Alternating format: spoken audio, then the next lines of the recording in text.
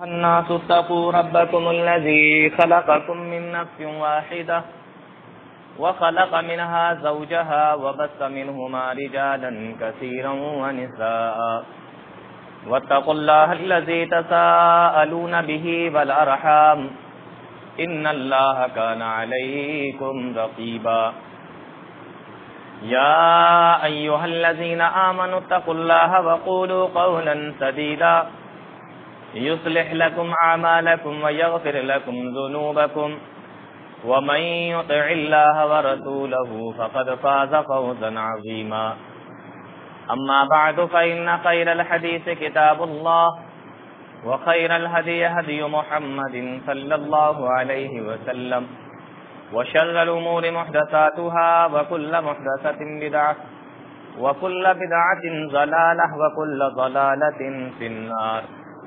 أعوذ بالله السميع العليم من الشيطان الرجيم. بسم الله الرحمن الرحيم. خذ العفو وأمر بالعرف وأعرض عن الجاهلين. تمام قسم کی تعریفیں اللہ رب العالمین کے لیے اور انگن تو بے شمار درود و سلام ہو جناب محمد رسول اللہ صلی اللہ علیہ وسلم پر اور آپ کے آل و اصحاب پر. اللہ رب العالمین اپنا رحم و کرم فرمائے ہم سب پر، آمین. یہ کوئی تقریر کا وقت نہیں ہے،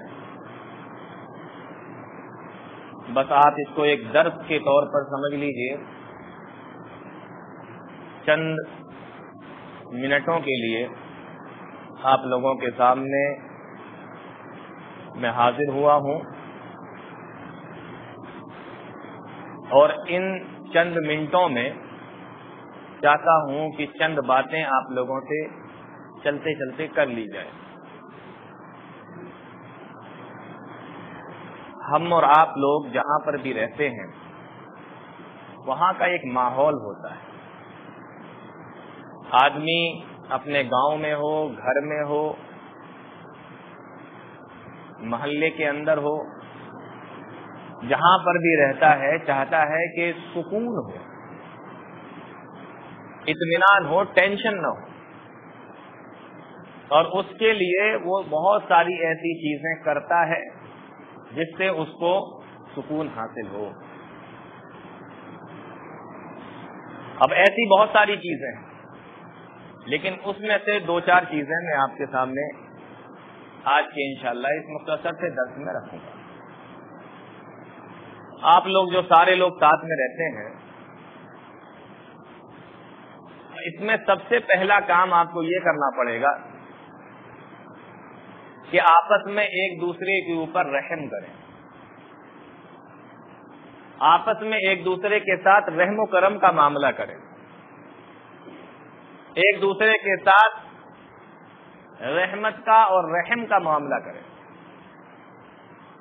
اللہ کے نبی صلی اللہ علیہ وسلم نے ایک حدیث کے اندر فرمایا، لا یرحم اللہ من لا یرحم الناس. اللہ ایسے آدمی پر رحم نہیں کرتا جو دوسروں پر رحم نہیں کرتا.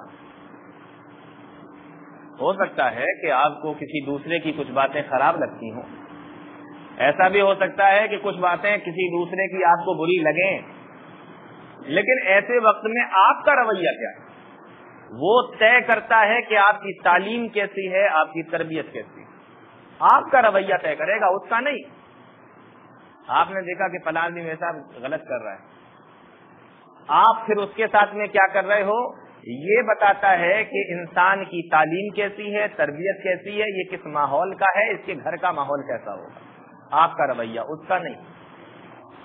تو پہلا کام کیا کرنا ہے؟ ایک دوسرے کے ساتھ رحم و کرم کا معاملہ کرنا. یہ سب ہمارے بھائی ہیں، کوئی چھوٹا ہے کوئی بڑا ہے.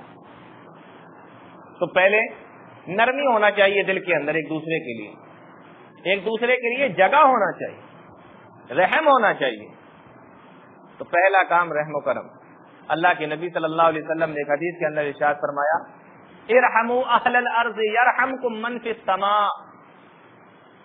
وہ بڑا مشہور شعر ہے کہ کرو مہربانیاں تم اہل زمین پر اور اللہ مہربان ہوگا عرش بری پر. تو دنیا والوں کے اوپر رحم کرو جن کے ساتھ میں آپ رہ رہے ہو، جن کے ساتھ میں آپ کو پورا معاملہ کرنا ہے، خصوصی طور پر ان کے ساتھ میں رحم و کرم کا معاملہ. تو پہلا کام یہ. اور پیارے نبی صلی اللہ علیہ وسلم نے فرمایا لا تنزع الرحمت الا من شقی. جس کے دل سے رحمت نکال لی جاتی ہے، جس کے دل سے رحم نکال لیا جاتا ہے، ایسا انسان بدبخت ہے. ایسا انسان بدبخت ہے جس کے دل کے اندر سے رحم نکال لیا جائے. اللہ کے نبی صلی اللہ علیہ وسلم کے زمانے کا ایک بڑا مشہور واقعہ ہے. وہ واقعہ سنیے تب آپ کو اندازہ ہوگا کہ رحم کہتے کس کو ہیں. ایک مرتبہ پیارے نبی صلی اللہ علیہ وسلم کوہ صفا پر بیٹھے تھے. کہاں بیٹھے تھے؟ ایک پہاڑ ہے عرب کے اندر، صفا مروہ. حاجی لوگ جاتے ہیں تو وہ چکر لگاتے ہیں. تو کوہ صفا پر بیٹھے ہوئے تھے، اور یہ اس وقت کی بات ہے جب پیارے نبی صلی اللہ علیہ وسلم کو نبی بنے ہوئے بعثت کے 6 سال گزر چکے تھے. بیٹھے ہوئے آپ، دوپہر کا وقت ہے. ابو جہل کا وہاں سے گزر ہوا، اور یہ ابو جہل پیارے نبی کا سب سے بڑا دشمن. ابو جہل وہاں سے گزر ہوا، اور جب نکلا اکیلا دیکھا تو گالیاں دینے لگا. دشمن تھا نا، گالیاں دینے لگا، برا بھلا کہنے لگا. ایسے وقت میں ہمارا اور آپ کا رویہ کیا ہوتا ہے؟ اللہ کے نبی صلی اللہ علیہ وسلم خاموش رہے، کوئی جواب نہیں. میں نے دیکھا یہ تو کوئی جواب ہی نہیں دیتے. جواب دیں گے تو بات بڑھے گی. اب اکیلا کب تک بولے ہو؟ اکیلا کب تک چیخے؟ ایک آدمی خاموش ہے، دوسرا چیخ رہا ہے. کتنی انرجی ہے اس کے اندر. 10 منٹ کے بعد تو وہ ویسے ہی بیٹھ جائے گا، اس کا گلا بیٹھ جائے گا، وہ خود بیٹھ جائے گا. بولو بات کب بڑھتی ہے؟ جب آپ کسی کے سوال کا جواب دیتے ہیں. جب آپ کی طرف سے خاموشی ہوگی، اگلا 10 منٹ 15 منٹ کے بعد ارے میں ابھی آپ سے کہہ دوں چلیے آپ باہر کھڑے ہو جائیے، اور 10 منٹ تک پوری طاقت سے چیخیے.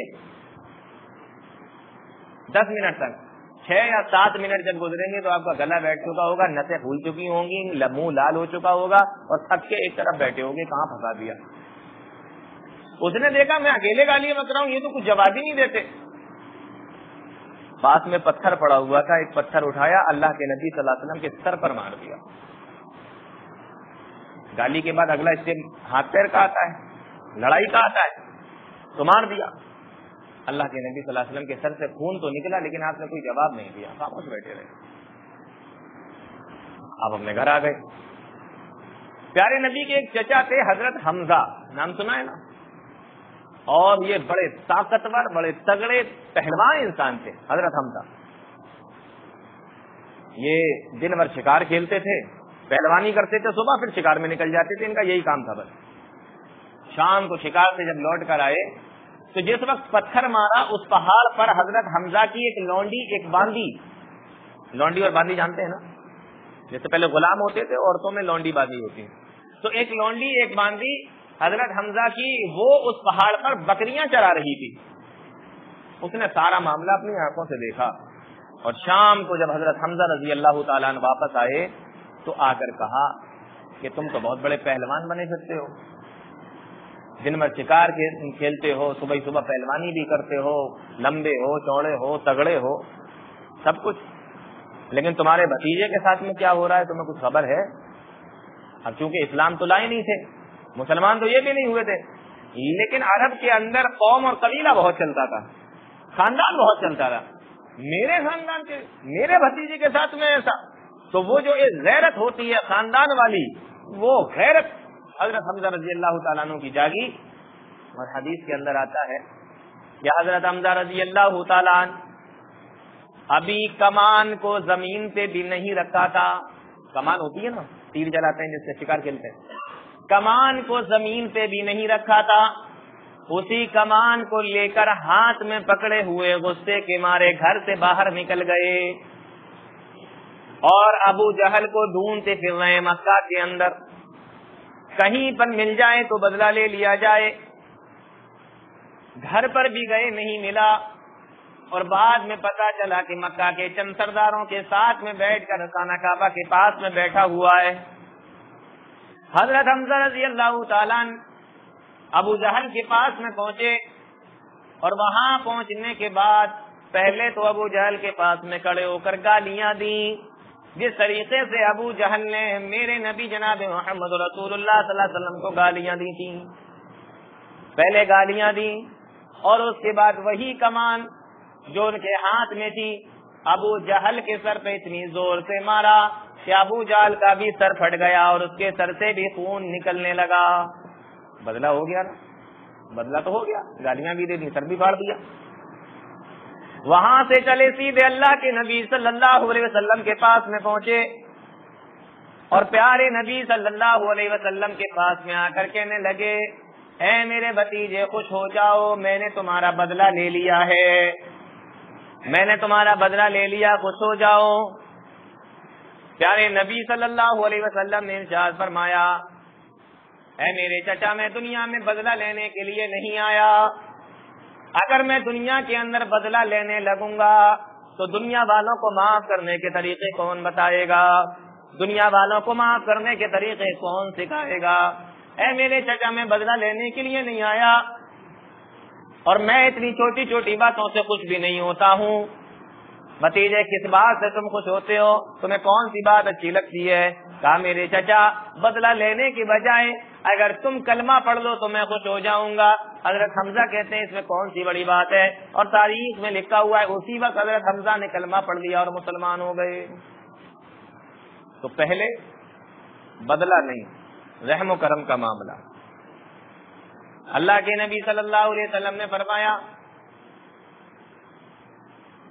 ایک آدمی تھا اور ایک روایت کے اندر آیا کہ ایک عورت تھی، دونوں طریقے کی روایتیں، چاہے آدمی ہو چاہے عورت ہو، لیکن دونوں کے بارے میں آتا ہے کہ بہت بڑے گنہگار تھے، زندگی ہو گئی گناہ کرتے ہوئے۔ صحیح بخاری کی روایت ہے، پیارے نبی صلی اللہ علیہ وسلم فرماتے ہیں کہ بینما رجل یمشی فی طریق، ایک راستے سے وہ آدمی جا رہا تھا جس نے ساری زندگی گناہ کیے تھے، فَأَصَابَهُ عَطَشٌ، عرب کا ریگستان، پیاس لگنے لگی، جب گلا خوش ہو گیا، پیاس لگنے لگی تو پانی کی تلاش میں نکل پڑا۔ ایک جگہ پہ کنواں نظر آیا لیکن پانی نیچے تھا، حدیث کے اندر آیا فَنَزَلَ بِيرًا، کنویں کے اندر اتر گیا۔ کنویں دیکھیں آپ لوگوں نے، کنویں میں نیچے اترنے کی جگہ بنی ہوتی ہے، کہیں اینٹیں لگی ہوتی ہیں، کہیں چھوٹی چھوٹی سیڑھیاں بنی ہوتی ہیں، لیکن نیچے اترنے کی جگہ ہوتی ہے۔ فَنَزَلَ بِيرًا، نیچے اتر گیا، فَشَرِبَ، اور نیچے جا کے اس نے پانی پیا، پانی پی کر جیسے ہی باہر نکلا تو کیا دیتا ہے، فَإِذَا هُوَ كَلْبٌ يَأْكُلُ الثَّرَى، ایک کتے کو دیکھا جس کی پیاس کی وجہ سے زبان باہر نکل رہی ہے اور وہ اپنی پیاس کو بجھانے کے لیے کنویں کے آس پاس میں جو ٹھنڈی اور گیلی مٹی ہو جاتی ہے اسی مٹی کو، اسی کائی کو چاٹ رہا ہے۔ سوچنے لگا میں تو انسان تھا، میرے اندر تو اللہ نے عقل دی ہے، میں نیچے اتر کے جا کے پانی پی آیا، لیکن یہ کیسے پانی پیے گا؟ جیسے مجھے پیاس لگ رہی تھی ایسے اس کو بھی پیاس لگ رہی ہوگی۔ پھر دوبارہ سے نیچے اترا، چمڑے کا موزہ پہنے ہوئے تھا، پیروں سے موزہ اتارا اور اس کے اندر پانی بھرا، اور پانی بھرنے کے بعد موزے کو منہ سے ڈبا کر، اور پھر جب وہ اوپر چڑھا، کنویں کے اوپر آیا، اور اس کے بعد اس موزے کے ذریعے سے اس نے کتے کو پانی پلا دیا۔ حدیث کے اندر آیا، پیارے نبی صلی اللہ علیہ وسلم نے فرمایا فَشَكَرَ اللَّهُ لَهُ، اللہ کو اس کا یہ کام اتنا پسند آیا، فَغَفَرَ لَهُ، اور اللہ نے اس کی بخشش کر دی، مغفرت فرما دی۔ کس لیے؟ ایک جانور پر کیا کیا ہے اس نے؟ رحم کیا ہے۔ تو جب جانور پر رحم کرو تو اللہ کو پسند ہے، تو انسان آپس میں اگر انسانوں پر رحم کرے تو اللہ کو کتنا پسند ہوگا۔ پہلا کام، یہاں جب تک رہو، جیسے بھی ہو، جہاں بھی رہو، پہلی چیز آپ کے دماغ میں یہ ہونا چاہیے کہ ہمیں اگلے والے کے ساتھ رحم کا معاملہ کرنا ہے، رحم و کرم کا معاملہ کرنا ہے۔ اب دوسری چیز، دوسرا کام کیا کرنا ہے؟ دوسرا کام وہ بھی میں حدیث کی روشنی میں بتاتا ہوں۔ دوسرا کام آپ کو یہ کرنا ہے کہ چھوٹوں پر شفقت اور بڑوں کا ادب، چھوٹوں پر شفقت اور بڑوں کا ادب۔ آپ سے چھوٹے جو لوگ ہیں ان کے ساتھ نرمی کا، شفقت کا معاملہ کیجیے، جیسے بڑا بھائی چھوٹے بھائی کے ساتھ کرتا ہے کہ نہیں کرتا، ایک باپ اپنی اولاد کے ساتھ کرتا ہے کہ نہیں کرتا، ایک ماں اپنے بیٹے کے ساتھ کرتی ہے، بیٹی کے ساتھ کرتی ہے کہ نہیں کرتی، اسی طریقے سے چھوٹوں کے ساتھ شفقت کا معاملہ کیجیے اور بڑوں کے ساتھ ادب کا معاملہ کیجیے۔ یہ شکایت آج بہت زیادہ سننے میں آتی ہے جگہ جگہ پر کہ لوگ اپنے بڑوں کی عزت نہیں کرتے۔ اور کیوں؟ لوگوں کو یہ لگتا ہے کہ تمہیں کیا آتا، تم کیا جانو، تم تو پرانے زمانے کے ہو، ہم نئے زمانے کے ہیں، تم الگ ہٹو، تمہیں کچھ نہیں آتا، تم سائڈ میں ہو، تمہیں کچھ نہیں آتا۔ یہ ایک سوچ بن چکی ہے لوگوں کی۔ ہاں مانا کہ پہلے کے لوگ زیادہ پڑھے لکھے نہیں ہوتے تھے، لیکن اس کا مطلب یہ نہیں ہے کہ اگر وہ پڑھے لکھے نہیں ہیں تو آپ ان کی عزت نہ کریں، ان کا ادب نہ کریں، اور اگر آپ پڑھے لکھے ہو کر ادب کرنا نہیں جانتے تو اس سے تو وہ جاہل اچھا۔ کیا مطلب ہے آپ کی پڑھائی کا؟ آپ نے ایم اے کیا، اس نے ہائی اسکول کیا تھا، آپ نے بی اے کیا، وہ صرف 5th کلاس اور 8th کلاس تک پڑھے ہوئے تھے، لیکن وہ 8 کلاس ہونے کے باوجود بھی دوسروں کا ادب کرتے ہیں۔ آپ بی اے اور ایم اے کرنے کے بعد نہیں کرتے ہیں۔ بتائیے آپ دونوں میں سے بہتر کون ہے؟ کیا مطلب نکلا پڑھائی؟ تو چھوٹوں پر شفقت کا معاملہ کیجیے، نئے ہوں پرانے ہوں، ان کے ساتھ نرمی اور شفقت کا معاملہ، اور بڑوں کے ساتھ ادب کا معاملہ۔ حضرت موسیٰ علیہ السلام کا نام سنا ہے؟ جو بہت پیاری بات بتا رہا ہوں، غور سے سنو۔ موسیٰ علیہ السلام کا مقابلہ ہوا تھا جادوگروں کے ساتھ، جانتے ہو نا، فرعون نے کروایا تھا۔ جب ایک میدان میں جادوگر سارے جمع ہو گئے اور موسیٰ علیہ السلام بھی جمع ہو گئے، تو موسیٰ علیہ السلام کی ایک لاٹھی تھی، وہ پھینک دیتے تو سانپ بن جاتا تھا۔ تو جادوگر سارے آئے، اور آنے کے بعد وہ اپنی لاٹھیاں اور رسیاں اور اس طریقے کی چیزیں لے کر آئے کہ موسیٰ سے مقابلہ کریں گے۔ اب قرآن سنو، قرآن کیا کہتا ہے۔ جب مقابلہ ہونے لگا، سب بھیڑ لگی ہوئی ہے، مقابلہ ہونے لگا، جادوگروں نے موسیٰ علیہ السلام سے کہا، قرآن کے الفاظ ہیں، قالوا یا موسیٰ اما ان تلقی و اما ان نکون نحن الملقین۔ جادوگروں نے موسیٰ علیہ السلام سے کہا، اے موسیٰ، کیا تم اپنی لاٹھی کو زمین پر پہلے ڈالو گے، یعنی تم پہلے کرتب اور جادو دکھاؤ گے؟ وہ تو جادو ہی سمجھ رہے تھے نا، موسیٰ علیہ السلام کو بھی جادوگر ہی سمجھ رہے تھے، وہ انہیں نہیں معلوم تھا کہ یہ اللہ کے نبی ہیں اور یہ معجزہ دکھاتے ہیں، جادو نہیں۔ یا موسیٰ اما ان تلقی و اما ان نکون نحن الملقین، اے موسیٰ، کیا تم پہلے اپنی لاٹھی زمین پہ ڈالو گے یا ہم پہلے اپنی لاٹھی زمین پر ڈالیں؟ کیا آپ پہلے ڈالیں گے یا میں؟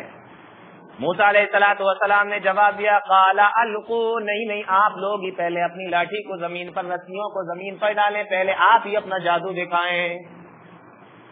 جادو پہلے ان لوگوں نے رسیاں ڈالی، واقعہ لمبا ہے، میں صرف اس میں سے ایک چیز بتاتا ہوں آپ کو، ادب کس کو کہتے ہیں، ڈالی۔ پھر موسیٰ علیہ السلام نے جب لاٹھی بعد میں ڈالی تو قرآن کہتا ہے کہ فَأُلْقِيَ السَّحَرَةُ سَاجِدِينَ، قرآن کہتا ہے کہ وہ فَوَقَعَ الْحَقُّ وَبَطَلَ مَا كَانُوا يَعْمَلُونَ، وہ موسیٰ علیہ السلام کی لاٹھی اژدہا بن گئی اور اس نے سارے کے سارے لاٹھیوں کو جو سانپ کی شکل میں ادھر ادھر گھوم رہی تھی سب کو نگل لیا۔ سنا ہے نا یہ واقعہ، سنا ہے آپ لوگوں نے؟ ہاں، نگل لیا۔ جب جادوگروں نے دیکھا کہ ہم تو واقعی جادو دکھا رہے تھے، لیکن موسیٰ نے جو دکھایا یہ جادو نہیں ہو سکتا، یہ جادو نہیں ہے۔ جادوگروں کو پتا ہے کہ جادو کہاں تک کام کرتا ہے، کتنا کام کرتا ہے، کیسے کام کرتا ہے، یہ تو جادو سے الگ کوئی چیز ہے۔ سمجھ گئے کہ یہ معاملہ کچھ اور ہی ہے، اور فوراً کہتے ہیں فَأُلْقِيَ السَّحَرَةُ سَاجِدِينَ، سارے کے سارے سجدے میں چلے گئے۔ قَالُوا آمَنَّا بِرَبِّ الْعَالَمِينَ، اور کہنے لگے کہ ہم تمام جہانوں کے پروردگار یعنی اللہ پر ایمان لائے۔ رب موسیٰ و ہارون، جو موسیٰ کا بھی رب ہے اور ہارون کا بھی رب ہے، ایمان لے آئے۔ اب جانتے ہو اس واقعے کو بیان کرنے کے بعد مفسرین نے کیا لکھا ہے، وہ پوائنٹ سن لو۔ اس واقعے کو لکھنے کے بعد مفسرین نے لکھا ہے کہ جادوگروں نے صرف 1 منٹ کے لیے موسیٰ علیہ السلام کا ادب کیا تھا۔ کیا کہا تھا؟ کہ آپ پہلے ڈالیں گے یا میں پہلے ڈالوں؟ یہ ادب ہے کہ نہیں ہے؟ ادب ہے کہ نہیں؟ آپ پہلے لاٹھی ڈالیں گے یا میں پہلے ڈالوں؟ مفسرین لکھتے ہیں کہ ان جادوگروں نے صرف 1 منٹ کے لیے موسیٰ علیہ السلام کا اللہ کے پیغمبر کا ادب کیا تھا. اللہ نے ان کے اس ادب کرنے کی وجہ سے اسلام جیسی دولت سے انہیں نواز دیا. بولو مسلمان ہو گئے کہ نہیں ہو گئے سارے جادوگر؟ ادب چھوٹی چیز نہیں، ادب بہت بڑی چیز. معلوم یہ ہوا کہ ادب انسان کو بلندی پر لے جاتا ہے، انسان کو آگے بڑھانے میں یہ بوسٹ کا کام کرتا ہے، آگے بڑھاتا ہے ادب. تو ادب کرنا سیکھیے بڑوں کا، ان کے ساتھ اچھے طریقے سے بات کیجیے. اسی لیے اللہ کے نبی صلی اللہ علیہ وسلم نے فرمایا من لم یرحم صغیرنا ولم یوقر کبیرنا فلیس منا. جو چھوٹوں پر رحم نہیں کرتا، جو چھوٹوں پر شفقت نہیں کرتا اور جو بڑوں کا ادب نہیں کرتا، بڑوں کی عزت نہیں کرتا، وہ میرے طریقے پر نہیں ہے، وہ میرے راستے پر نہیں ہے، وہ مجھ میں سے نہیں ہے. اللہ کے نبی صلی اللہ علیہ وسلم نے اس کو الگ کر دیا کہ یار جب تم چھوٹوں پہ رحم نہیں کر سکتے، بڑوں کی عزت نہیں کر سکتے، تو تم میرا ہونے کا دعویٰ بھی مت کرو، تم میرے نہیں ہو. اب اس حدیث کے اندر ایک بات بتاؤں آپ کو، غور کیجیے. اللہ کے نبی نے پہلے کیا کہا؟ چھوٹوں پر رحم نہیں کرتا، بڑوں کا ادب نہیں کرتا. پہلے چھوٹوں پر رحم کرو. پہلے نمبر پر کیا ہے؟ چھوٹوں پر رحم کرنا. دوسرے نمبر پر بڑوں کا ادب کرنا. اسلام کے اندر پہلے دو پھر لو، یہ معاملہ ہے. نہیں سمجھ میں آیا؟ اسلام میں پہلے دیجیے بھائی، آپ پہلے چھوٹوں پر رحم تو کرو، کبھی تو وہ آپ کا ادب کریں گے. اگر پیارے نبی چاہتے تو یہ بھی کہہ سکتے تھے پہلے بڑوں کا ادب کرو پھر چھوٹوں پر رحم کرو، لیکن یہ نہیں کہا. پہلے چھوٹوں پر رحم کرو، جب چھوٹوں پر رحم کرو گے تو بدلے میں وہ آپ کا ادب کریں گے. اسلام کے اندر گیو اینڈ ٹیک ہے، ٹیک اینڈ گیو نہیں.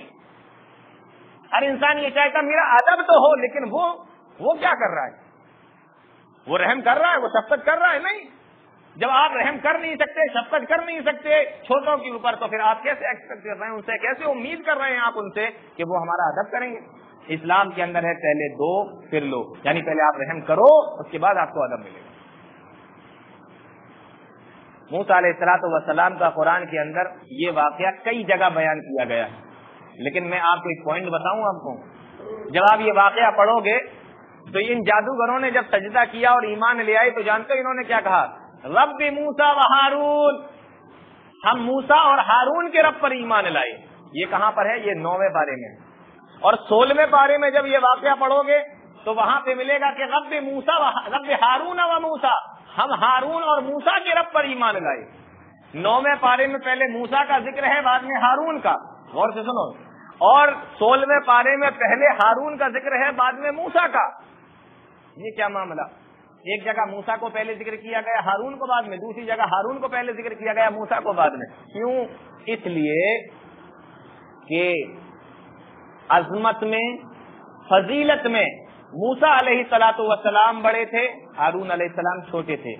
لیکن عمر میں ہارون علیہ السلام بڑے تھے، موسیٰ علیہ السلام چھوٹے تھے. تو ایک جگہ جہاں موسیٰ کو پہلے ذکر کیا گیا وہاں ان کی فضیلت کی وجہ سے پہلے ان کو ذکر کیا گیا، اور دوسری جگہ جہاں ہارون کا ذکر پہلے ہوا وہاں ان کی عمر کی وجہ سے پہلے ان کو ذکر کیا گیا. تو پتہ یہ چلا کہ اگر کوئی آدمی آپ سے علم میں، فضیلت میں زیادہ ہے، اس کی بھی عزت کرو، ادب کرو، اور جو آپ سے عمر میں زیادہ ہے اس کی بھی عزت کرو، اس کا بھی ادب کرو. تو پہلا کام رحم و کرم کا معاملہ، دوسرا کام شفقت، ایک دوسرے کے اوپر شفقت اور ادب. تیسری چیز برائی نہ کرو. برائی کئی طریقے کی ہوتی ہے، اس میں سے ایک شکل ہے چغلخوری کی. چغلخوری کہتے کس کو؟ پہلے وہ سمجھ لیجیے. نقل الحدیث من بعض الناس الى بعض لیفسد بینہم، یہ عربی کے اندر اس کی تعریف آئی ہے، ڈیفینیشن آئی ہے. چغل خوری کہتے ہیں کسی ایک انسان کی بات کسی دوسرے کے پاس میں جا کر اس لیے لگا دینا، اس لیے بتا دینا تاکہ ان دونوں کے رشتے خراب ہو جائیں، ان لوگوں میں آپس میں چل جائے، آپس میں بنے نہیں. ایسی چیز کو کیا بولتے ہیں؟ چغل خوری. اور ایسے شخص کو کیا بولتے ہیں؟ چغل خور. ایسے لوگوں کے بارے میں اب دیکھیے جہاں ایک جگہ آپ اکٹھا رہیں گے اور یہ سب کرنے لگیں گے تو معاملہ کیسے اچھا ہوگا، معاشرہ کیسے اچھا ہوگا، ماحول کیسے اچھا بنے گا؟ تو اس چیز سے تو بچنا ہی پڑے گا. اللہ کے نبی صلی اللہ علیہ وسلم فرمایا. اور ایسے شخص کے بارے میں جو یہ چغل خوریاں کرتا ہے، فرمایا لا يدخل الجنت قطات. اللہ کے نبی صلی اللہ علیہ وسلم ارشاد فرماتے ہیں چغل خور جنت میں نہیں جائے گا. چغل خوری کرنے والا آدمی جنت میں نہیں جائے گا. اب جب جنت میں اس کا ٹھکانہ نہیں ہے تو پھر دوسرا ٹھکانہ آپ مجھے بتا دیجئے کون سا ہے؟ آخرت میں تو دو ہی ٹھکانے ہیں نا، ایک تو جنت ہے اور دوسرا. اور پیارے نبی نے فرمایا کہ یہ جنت میں تو نہیں جائے گا. اب دوسرا ٹھکانہ جو بچا ہے یعنی جس کو جہنم کہتے ہیں، تو چغل خور آدمی کے بارے میں اللہ کے نبی نے پہلے ہی سے بتا دیا کہ وہ جنت میں نہیں جائے گا. چغل خور جنت میں. اور جب قیامت ہوگی، جب جہنم میں جائے گا، تب وہ الگ مسئلہ ہے. چغل خوروں کے بارے میں بخاری کی روایت ہے، اللہ کے نبی صلی اللہ علیہ وسلم ایک راستے سے نکل کے جا رہے تھے. وہاں پہ دو قبریں تھیں. پیارے نبی صلی اللہ علیہ وسلم کو اللہ کی طرف سے بتایا گیا، دکھایا گیا کہ ان دو قبر والوں کو عذاب ہو رہا ہے، ان دو قبر والوں کو عذاب ہو رہا ہے. اللہ کے نبی صلی اللہ علیہ وسلم نے صحابہ سے پوچھا یہ کون لوگ ہیں؟ صحابہ نے بتایا کہ یہ فلاں فلاں قبیلے کے دو لوگ ہیں. اللہ کے نبی صلی اللہ علیہ وسلم نے فرمایا ان دو قبر والوں کو عذاب ہو رہا ہے، اور کوئی بہت بڑی چیز کی وجہ سے عذاب نہیں ہو رہا ہے، بلکہ دو چھوٹی چھوٹی چیزوں کی وجہ سے عذاب ہو رہا ہے. پہلی چیز تو یہ، اس میں سے ایک آدمی جس کو قبر کے اندر عذاب ہو رہا ہے، یہ وہ آدمی ہے جو پیشاب کی چھینٹوں سے بچتا نہیں تھا. نوجوانوں کھڑے کھڑے جو پیشاب کرتے ہو نا، پینٹ پہن کے، جینس پہن کے، 50 گرام 100 گرام پیشاب تو پینٹ میں ہی رہ جاتا ہے، ورنہ چھینٹیں تو آ ہی جاتی ہیں. پہلا آدمی جس کو قبر میں عذاب ہو رہا تھا پیشاب کی چھینٹوں سے بچتا نہیں تھا. اور دوسرے کے بارے میں اللہ کے نبی صلی اللہ علیہ وسلم نے فرمایا فکان یمشی بالنمیمہ. دوسرا آدمی چغل خور تھا، چغلیاں کرتا تھا، چغل خوری کیا کرتا تھا. اللہ کے نبی فرماتے ہیں یہ دونوں کوئی بہت بڑی چیزیں نہیں ہیں، مطلب اگر بچنا چاہے تو انسان بڑی آسانی سے بچ سکتا ہے، پیشاب کی چھینٹوں سے بھی بچا جا سکتا ہے، اور چغل خوری سے بھی انسان اگر بچنا چاہے تو بچ سکتا ہے. لیکن اتنی چھوٹی چیز سے بھی اپنے آپ کو پابند نہ بنا سکا، اور اتنی چھوٹی چیزوں سے بھی بچ نہ سکا، جس کی وجہ سے آخرت کا معاملہ تو بہت دور کی بات ہے، ابھی قبر کے اندر ہی سے اس کا عذاب چالو ہو گیا ہے. تو ایک دوسرے کی جا کر برائیاں کرنا، چغل خوریاں کرنا، یہ چھوڑ دیجیے.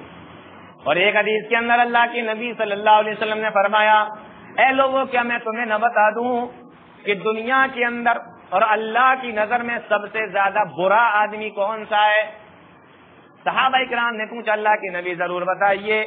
پیارے نبی صلی اللہ علیہ وسلم نے فرمایا ان من اشر الناس ذی الوجہین، ایسا آدمی اللہ کی نظر میں بھی اور لوگوں کی نظر میں بھی سب سے زیادہ برا ہے جس کے دو چہرے ہیں. الذی یاتی ہؤلاء بوجہ وہؤلاء بوجہ، جب تمہارے پاس میں آتا ہے تو تمہارے مطلب کی باتیں کرتا ہے، جب کسی دوسرے کے پاس میں چلا جاتا ہے تو اس کے مطلب کی باتیں کرتا ہے. تمہارے منہ پر تمہارے جیسی، وہاں گیا تو وہاں حق کی نہیں کہتا، صحیح بات نہیں بولتا.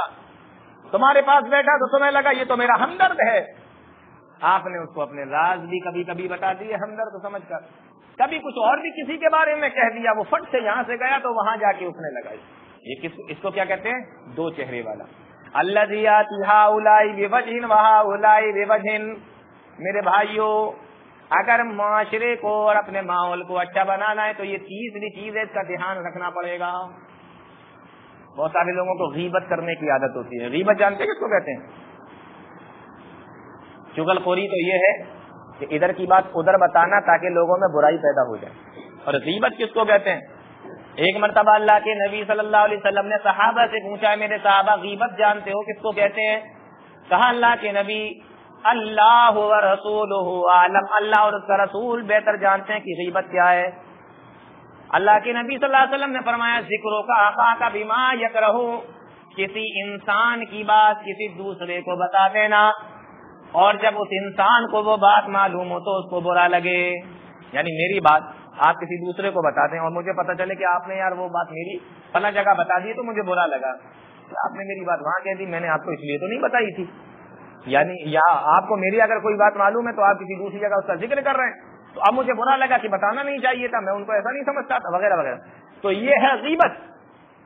صحابہ کرام پوچھنے لگے اللہ کے نبی صلی اللہ علیہ وسلم سے, اے اللہ کے نبی, اگر میں کسی انسان کی وہ بات کسی دوسرے کو بتاؤں جو اس کے اندر پائی جاتی ہے, میں کسی کو اس انسان کی وہ برائی بتاؤں جو اس کے اندر پائی جاتی ہے, وہ کرتا ہے وہ گناہ, وہ برائی اس کے اندر پائی جاتی ہے, اگر وہ بات میں کسی دوسرے کو بتا دوں تو اس کی اجازت ہے کہ نہیں؟ اللہ کے نبی صلی اللہ علیہ وسلم نے ارشاد فرمایا کہ اگر کسی انسان کے اندر وہ گناہ اور وہ برائی پائی جاتی ہے اور تم جا کر کسی دوسرے کو بتا دیتے ہو تو اسی کو تو غیبت کہتے ہیں. اگر وہ برائی پائی نہ جاتی ہو پھر بھی جا کر تم کسی دوسرے سے بتاؤ تو اس کو تو بہتان کہیں گے. پائی جائے گی تبھی تو بتا رہے ہو نا, کبھی یہ غیبت ہے, اور پائی نہیں جاتی تب بھی بتا رہے ہو تو یہ آپ بہتان لگا رہے ہو اس کے اوپر, اور بہتان کی سزا اسلام کے اندر 80 کوڑے. تو تیسری چیز, اور جانتے ہو اس کی سزا کیا ہے؟ قرآن کے اندر اللہ نے فرمایا, قرآن کریم کے اندر اللہ نے اپنے بھائی کا گوشت کھانا. انسان کا گوشت کھاتا ہے کیا؟ نہیں کھاتا. اور انسان بھی اس کا سگا بھائی ہو اور وہ بھی مر چکا ہو, ایسے عالم میں کسی کا گوشت کوئی کھاتا ہے؟ نہیں کھاتا. گھن آئے گی. اللہ کہتا ہے کہ اَن یَأْکُلَ لَحْمَ أَخِیهِ مَيْتًا فَكَرِهْتُمُوهُ, تمہیں خود گھن آئے گی اس سے. گوشت تو چھوڑو, اگر بھائی مر بھی جاتا ہے نا, زیادہ ٹائم گھر میں اگر رکھا جائے تو یہ بھی گھر والے کہتے ہیں جلدی کرو جلدی کرو, اس کو وہاں پہنچاؤ, قبرستان پہنچاؤ. رکھنا بھی گوارا نہیں کرتے, کھانا کیسے گوارا کریں گے؟ تو یہ ہے. اور ایک حدیث کے اندر اللہ کے نبی صلی اللہ علیہ وسلم نے فرمایا کہ میں نے جہنم میں دیکھا تانبے اور پیتل کے ناخون سے چہرہ اور یہ اور سینہ اور گال اور یہ سب نوچ رہے تھے اپنے. میں نے پوچھا یہ کون لوگ ہیں؟ فرمایا یہ دنیا میں لوگوں کی غیبتیں کیا کرتے تھے. تو تیسری چیز میں نے آپ کو کیا بتائی؟ چغلی, غیبت, جھوٹ, بہتان, ان تمام چیزوں سے اپنے آپ کو پاک و صاف کرو. چوتھی چیز دیکھو, پہلی تو کیا ہے؟ رحم و کرم, چھوٹوں پہ شفقت, بڑوں کا ادب, اور تیسری چغل خوری اور غیبت سے بچیے. چوتھی چیز بھی بڑی انٹرسٹنگ ہے, غصہ مت کریے. غصہ آتا ہے, انسانوں کو غصہ آتا ہے, غصہ آ جاتا ہے, کوئی بڑی بات نہیں, لیکن غصہ آنے کے بعد غصے کو کنٹرول کرنا, یہ ہے اصل. غصہ آنا بڑی بات نہیں, غصے کو کنٹرول کیجئے. ہو سکتا ہے کہ آپ کو کسی کی کوئی بات غلط لگ رہی, لیکن آپ کی بھی کوئی بات کسی دوسرے کو غلط لگ رہی ہو, تو غصے کو کنٹرول کرنا سیکھ جاؤ, اپنے آپ کو کنٹرول میں کرنا سیکھ جاؤ. اللہ کے نبی صلی اللہ علیہ وسلم نے فرمایا پہلوان آدمی وہ نہیں ہے جو کسی دوسرے کو اٹھا کے پٹک دے, بلکہ پہلوان آدمی وہ ہے الذی یملک نفسہ عند الغضب, غصے کے وقت میں اپنے آپ کو کنٹرول کر لے, وہ پہلوان ہے. چاہے دبلا پتلا ہو, کمزور ہو, بوڑھا ہو, لیکن غصے کے وقت میں اپنے آپ کو کنٹرول کرنے والے کو اللہ کے نبی صلی اللہ علیہ وسلم نے پہلوان بتایا ہے. باڈی شاڈی بنا لینا, طاقتور بن جانا, ایکسرسائز کر لینا, بدن پھلا لینے کا نام طاقتور اور پہلوان نہیں ہے. ایک صحابی آئے اللہ کے نبی صلی اللہ علیہ وسلم کے پاس, آ کر کہتے ہیں اللہ کے نبی مجھے کوئی وصیت کر دیجئے, چھوٹی سی کریے گا جس کو میں ہمیشہ یاد رکھوں. میں گاؤں کا رہنے والا ہوں, زیادہ لمبی چوڑی وصیتیں یاد نہیں کر سکتا. غور سے سنو, کہا میں گاؤں کا رہنے والا ہوں, زیادہ لمبی چوڑی باتیں مجھے یاد نہیں رہیں گی, آپ مجھے چھوٹی سی وصیتیں کیجیے. آپ مجھے چھوٹی سی وصیتیں کیجیے تاکہ میں یاد رکھ لوں. جانتے ہو حضرت ابو ہریرہ کی روایت ہے, اللہ کے نبی صلی اللہ علیہ وسلم نے فرمایا وصیت سننا ہے, چھوٹی سی سننا ہے, لا تغضب, غصہ مت کرنا.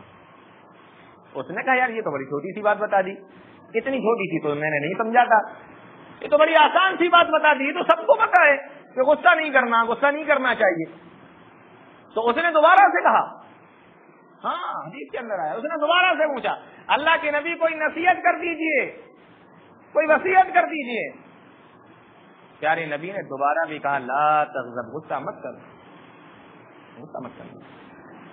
اس نے سوچا یار پھر سے وہی بات, میں تو سوچ رہا تھا کچھ الگ سے بتائیں گے, کچھ دعا بتائیں گے, کچھ اور بتائیں گے, کچھ اور طریقہ عمل کچھ بتائیں گے.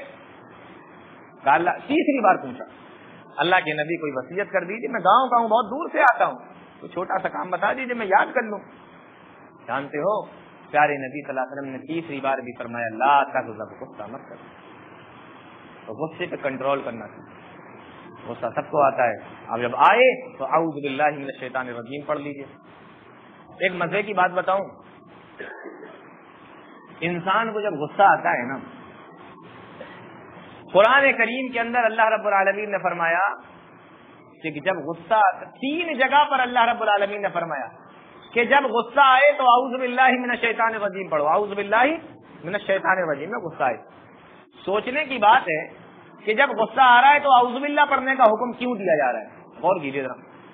جب غصہ آ رہا ہے تو اعوذ باللہ پڑھنے کا حکم کیوں دیا جا رہا ہے؟ اس لیے کہ جب انسان کو غصہ آتا ہے تو ایسے وقت میں شیطان آ جاتا ہے, اور اعوذ باللہ من الشیطان الرجیم پڑھنے سے شیطان بھاگ جاتا ہے. جب غصہ آتا ہے تو شیطان آ جاتا ہے, اور شیطان آ کے دل میں خیال ڈالتا ہے چھوڑنا نہیں, چھوڑنا نہیں. ارے تیرے بدن میں طاقت نہیں ہے, تو نے چوڑیاں پہنی ہے کیا, تو اس سے کمزور ہے کیا, تیرا خاندان کمزور ہے, ارے تو بدلہ نہیں لے گا, لوگ کیا سوچیں گے, اٹھا پٹک وغیرہ وغیرہ, یہ سب دماغ کے اندر لاتا ہے. پیارے نبی صلی اللہ علیہ وسلم نے فرمایا کہ جب بھی ایسا کوئی مسئلہ تمہارے سامنے آئے تو اعوذ باللہ من الشیطان الرجیم پڑھو, پہلے اسے بھگاؤ. جو کہتے ہیں نا بڑھانے آ گیا, پہلے اسے یہاں سے رفع کرو, پہلے اسے رفو چکر کرو یہاں سے, تب جا کے آپ کا غصہ کنٹرول ہوگا. ایک تابعی ہے, ان کا نام ہے علی ابن حسین, جانتے ہو حضرت حسین کا نام سنا ہے؟ پیاری نبی صلی اللہ علیہ وسلم کے نواسے حضرت حسین رضی اللہ تعالیٰ سے. ان کے ایک بیٹے تھے جن کا نام تھا علی بن حسین, اور ان کو بیمار کربلا بھی کہا جاتا ہے, زین العابدین بھی کہا جاتا ہے. ایک بار وضو بنا رہے تھے, ایک لونڈی تھی مٹی کا لوٹا پکڑے وضو بنوا رہی ہے. مورخین نے لکھا ہے لوٹا اس کے ہاتھ سے چھوٹ گیا اور ٹوٹ گیا. علی بن حسین نے اس کی طرف یوں غصے سے دیکھا, غور سے سنو, غصے سے اس کی طرف یوں دیکھا. جیسے ہی اس نے دیکھا کہ یہ غصے سے میری طرف دیکھ رہے ہیں, قرآن کریم کی آیت پڑھی والکاظمین الغیظ, اللہ کے نیک بندے تو وہ ہیں جو اپنے غصے کو پی جاتے ہیں. دیکھو اس دور کے اندر لڑکیاں اور عورتیں بھی کتنی کتنی پڑھی لکھی ہوتی تھی. اللہ کے نیک بندے تو وہ ہیں جو اپنے غصے کو پی جاتے ہیں. علی بن حسین کہتے ہیں میں اپنے غصے کو پی گیا, قرآن کی آیت پڑھی والعافین عن الناس, اور اللہ کے نیک بندے تو وہ ہیں جو معاف کر دیتے ہیں. تو علی بن حسین کہنے لگے کہ جا میں نے تجھے معاف بھی کر دیا. پھر آگے پڑھتی ہے واللہ یحب المحسنین, اور اللہ احسان کرنے والوں کو پسند کرتا ہے. تو علی بن حسین کہتے ہیں جا میں نے تجھے آزاد کر دیا, میں نے تیرے اوپر احسان کر دیا. کیسے کیسے لوگ ہوتے تھے, وضو بنوانے والی اتنی پڑھی لکھی اور وضو بنانے والے بھی کیسے لوگ. تو چوتھی چیز میں نے کیا بتائی آپ کو, غصے پر کنٹرول کرنا چاہیے. اب ایک 5ویں بات اور آخری بات سمجھ لیجئے اس کو, نرمی اختیار کیجئے, اپنے اندر نرمی پیدا کرنے کی کوشش کرو, ٹائٹ بننے کی نہیں, بہت سختی دکھانے کی ضرورت نہیں, نرمی پیدا کیجئے. اور اللہ کے نبی صلی اللہ علیہ وسلم نے فرمایا ان اللہ رفیق, اللہ بھی نرمی کرنے والا ہے. اللہ رفیق ہے, رفیق کے معنی ہوتا ہے نرمی کرنے والا. ان اللہ رفیق یحب الرفق, اللہ نرمی کرنے والا ہے اور نرمی ہی کو پسند کرتا ہے. تو اپنے اندر نرمی کو پیدا کیجئے. غصہ دکھانے کی, سختی دکھانے کی, اکڑ دکھانے کی اور گھمنڈ دکھانے کی ضرورت نہیں ہے, نرمی آپ پیدا کیجئے. ان اللہ رفیق یحب الرفق, جب آپ نرمی اپنے اندر پیدا کر لیں گے تو آپ اللہ کے چہیتے تو پیارے بن جائیں گے, اللہ آپ کو پسند کرنے لگے گا. اچھا ایک بات بتائیے, سخت آدمی کو کون پسند کرتا ہے؟ کوئی کرتا ہے کیا؟ چلو اللہ کو نہیں کرتا, یہ تو پتا چل گیا ہمیں حدیث سے. لوگ بھی تو نہیں کرتے. یہاں تک کہ اگر کسی بیوی کا شوہر سخت دل ہے تو بیوی بھی اسے پسند نہیں کرتی. بولو کرتی ہے؟ نہیں کرتی نا. تو دوسرا کیسے برداشت کر لے گا؟ دوسرا کیسے؟ آپ اگر کسی کے دل میں گھر بنانا چاہتے ہیں، جگہ بنانا چاہتے ہیں، تو آپ کو نرمی اختیار کرنا پڑے گی۔ آپ کے انڈر میں اگر کچھ لوگ کام کرتے ہیں، آپ ان کے ساتھ نرمی کا معاملہ کیجیے۔ آپ کسی جگہ پر کام کرتے ہیں، وہاں کے لوگوں کے ساتھ نرمی کا معاملہ کیجیے۔ اپنے گھر والے بھائی جتنے لوگ ہیں ان کے ساتھ میں نرمی کا معاملہ کیجیے۔ اللہ نرمی کو پسند فرماتا ہے۔ اور ایک حدیث کے اندر اللہ کے نبی صلی اللہ علیہ وسلم نے فرمایا، جس کے اندر نرمی پیدا ہو جاتی ہے اللہ اس کو خوبصورت بنا دیتا ہے۔ اِلَّمْ يَكُنْ مِنْ شَيْءٍ إِلَّا زَانَهُ وَلَمْ يُنْزَ مِنْ شَيْءٍ إِلَّا شَانَهُ۔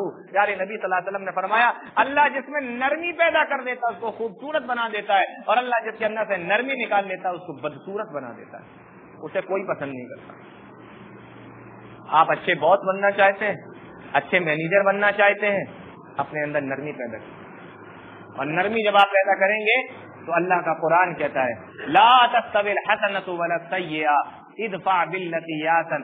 اگر کسی معاملے کو نرمی کے ساتھ میں نپٹاؤ گے فاذا الذی بینک وبینہ عداوۃ کانہ ولی حمیم، آپ کا جانی دشمن بھی آپ کا جگری دوست بن جائے گا۔ یہ قرآن کا فیصلہ ہے۔ تو پانچویں چیز میں نے آپ کو کیا بتائی؟ نرمی اختیار کیجیے، گھمنڈ نہیں۔ گھمنڈ سے آپ کیا کر لیں گے؟ نہ لوگوں کے اچھے بن سکتے، نہ اللہ کی نظر میں اچھے بن سکتے۔ اور اچھے اللہ فرماتا ہے لا يدخل الجنۃ من کان فی قلبہ مثقال ذرۃ من کبر، رائی کے دانے کے برابر بھی اگر کسی کے دل کے اندر گھمنڈ ہے، ایسے آدمی کو ہم جنت میں نہیں ڈالیں۔ رائی کا دانہ دیکھا ہے نا، رائی دیکھی ہے، اس کا دانہ دیکھا ہے کتنا چھوٹا سا ہوتا ہے، اس کے دانے کے برابر بھی اگر کبر ہے، گھمنڈ ہے۔ اس لیے آپ کے ماتحت جتنے لوگ کام کرتے ہیں، آپ کے ساتھ میں جتنے لوگ رہتے ہیں، ان کے ساتھ میں نرمی کا معاملہ کیجیے۔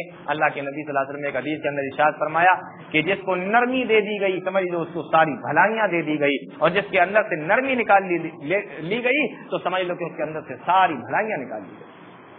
وہ سمجھ میں آیا؟ یہ 5 چیزیں تو یہ میں نے آپ کو بتائی۔ پہلی چیز کیا بتائی تھی؟ رحم و کرم کے ساتھ، ایک دوسرے کے ساتھ رحم و کرم کا معاملہ۔ نمبر 2، چھوٹوں پر شفقت، بڑوں کا ادب۔ اور تیسرے نمبر پہ میں نے کیا بتایا تھا؟ ہاں، چغل خوری، غیبت، بہتان، ان چیزوں سے بچیے۔ چوتھے نمبر پہ میں نے کیا بتایا تھا؟ کیا بتایا تھا؟ الحمدللہ۔ چوتھے نمبر پہ میں نے آپ کو بتایا تھا کہ غصہ آئے اس سے کنٹرول کرنے کی کوشش کیجیے، اور 5ویں نمبر پہ میں نے آپ کو بتایا کہ نرمی پیدا کیجیے۔ اگر یہ 5 چیزوں پر اگر آپ دھیان رکھیں گے تو انشاءاللہ آپ کا یہاں کا ماحول بہت اچھا چلتا رہے گا۔ اللہ تعالیٰ ہم تمام لوگوں کو نیک عمل کی توفیق دے، قرآن و حدیث کو سمجھنے کی، اس پر چلنے کی توفیق عطا فرمائے۔ آمین، تقبل یا رب العالمین۔ وآخر دعوانا الحمدللہ رب العالمین، والسلام علیکم ورحمۃ اللہ وبرکاتہ۔